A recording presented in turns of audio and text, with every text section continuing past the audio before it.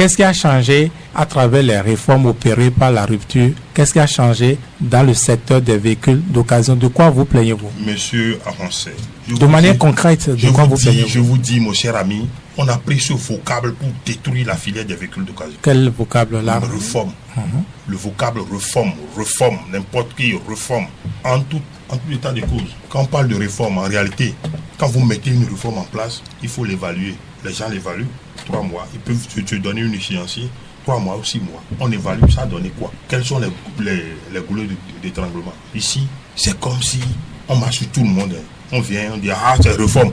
Bon, c'est comme ça. Qu'est-ce que les réformes ont gâché dans ce secteur? Ça a tout détruit. Les véhicules d'occasion avaient des packs de regroupement, tout allait bien. Les gens venaient, en partant même, ils prenaient nos produits, quelques produits ici.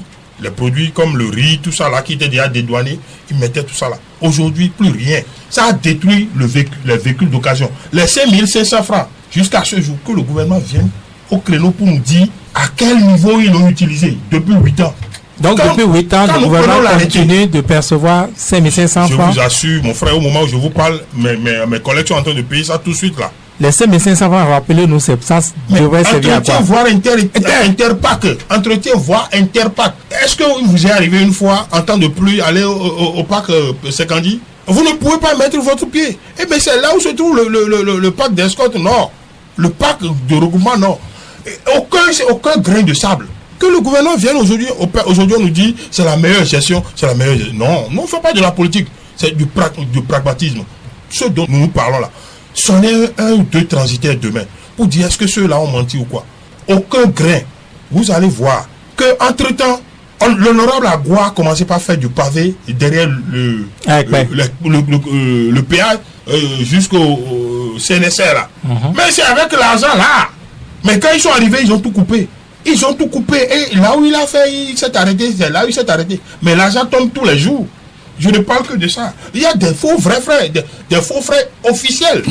Quand je dis faux qu'est-ce que vous appelez faux frères officiels? Voilà. C'était les faux frères officiels, c'est les frères que l'autorité a commis dans un arrêté, mais dont on n'a pas les prestations. Quels sont ces frères? Je dis bien, les faux frères officiels, c'est les frères que l'autorité a inscrit dans des arrêtés, il a signé, dont on n'a pas les dont on prend que les acheteurs de véhicules payent. Mais nous n'avons pas la prestation. C'est pourquoi on a mis ces frères-là, nous n'avons pas la prestation. Quels sont ces frères? Vous savez, ces 1500 francs, comme on le disait à l'entame, voie Interpack, pour entretenir la voie Interpack. On a dit sécurisation 10 000. Il n'y a rien de sécurisation sur le terrain. Sécurisation, c'est-à-dire pour les militaires? Oui, on dit sécurisation du corridor, tout ça là. 10 000 par véhicule? Oui, 10 000 par véhicule. 10 000 par véhicule pour la sécurisation. L'arrêté est là, tout est là. Mais si on peut même faire une émission, si vous avez le temps, on a la disponibilité, nous allons parler seulement que de l'arrêté. Et ce dont je vous parle, c'est l'arrêté qui est en vigueur. Ok, à part ça, quels sont les autres frères? Les autres faux frères, comme vous dites? Il y en a tellement. On nous dit acconnage pour petits véhicules 19 000. Aujourd'hui, on paie 23 000 acconnage. Ce document n'existe que du nom. Acconnage, en principe, ça fait quoi? Ça veut dire quoi comme prestation? Par exemple, Sobemap, le fait de réceptionner le véhicule, c'est eux qui traitent le navire. Donc vous devez payer l'acconnage. Il y a Roro et Sobemap. Vous devez leur payer l'acconnage pour le véhicule. Le fait qu'ils aient traité le véhicule, c'est eux qui ont réceptionné. Mais ça, c'est une prestation exécutée. Mais le surplus, c'est pour qui? Le document là n'est plus fiable. Donc demain, on ne pourra pas faire un bon audit. Les gens ont mis 19 000, ils prennent 23 000. Vous allez faire audit par rapport à ce document, non? Mais ils auraient pris 23 000. Ils ont mentionné 19 000 dans l'arrêté en vigueur. Et à ce jour, ils prennent 23 000. Je vous lis des choses. Même pour l'échange, je vous ai dit que le premier jour, ça a commencé par... On n'a pas prévu les frais de timbre. Aujourd'hui, autre que les frais de timbre, les consignataires, c'est-à-dire ceux qui ont consigné les navires, ils ont augmenté. Chacun augmente à son niveau.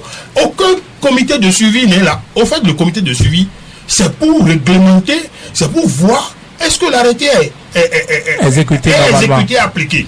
Mais le jour où ils ont mis ce comité de suivi là, c'est le même jour que le comité est mort. Pour avoir dit qu'on veut faire mieux que les autres, ils ont sorti les acteurs des filets de véhicules d'occasion. Hier, le comité existait, les transitaires siégeaient, les importateurs siégeaient, les gestionnaires siégeaient, les acteurs étaient dedans. Pour dire à tel niveau il y a ceci, à tel niveau il y a ceci.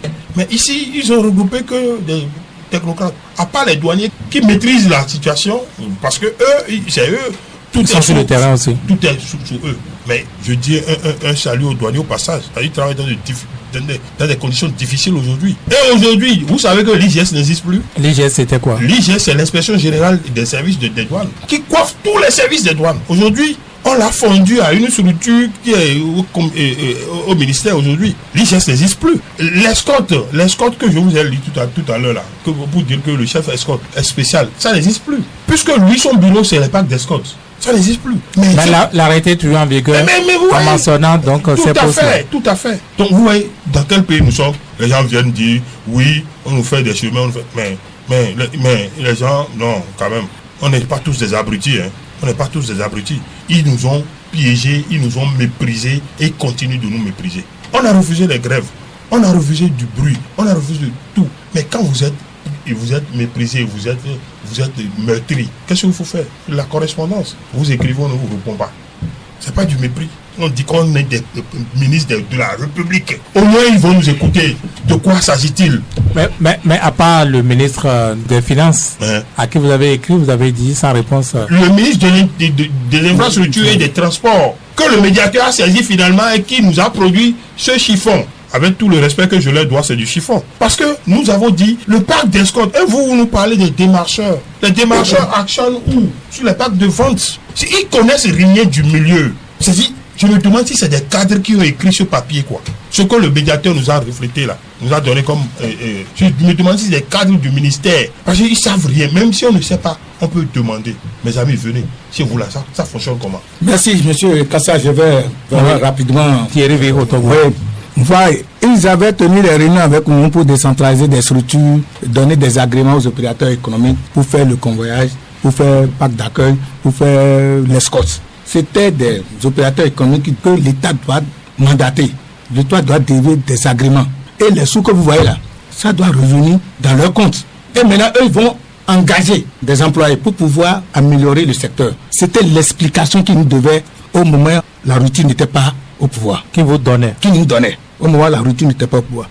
Mais à mon humble avis, j'ai vu que c'est un système purement simple du braquage administratif. Je dis bien, je pèse. C'est un système de braquage administratif qui est installé sur le parc de vente. Qu'est-ce que vous voulez dire? Voilà. Ça veut dire que ici, ce n'est pas ceux qui tiennent le fusil qui sont des braqueurs. Hein. C'est-à-dire avec le BIC, ils sont été en train de nous lier les mains derrière. C'est-à-dire nous sommes les acteurs, on a énuméré les trucs, les répliques sont prises en compte, mais ils n'ont pas décentralisé les choses à des opérateurs qui ont droit.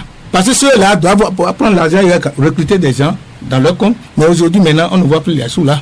Donc ça fait un système... Et qui exécute quand même, puisque on sans doute c'est des prestations qui sont exécutées. Qui exécute ça? Je le disais tantôt, je dis, il y a un promoteur des parcs de regroupement.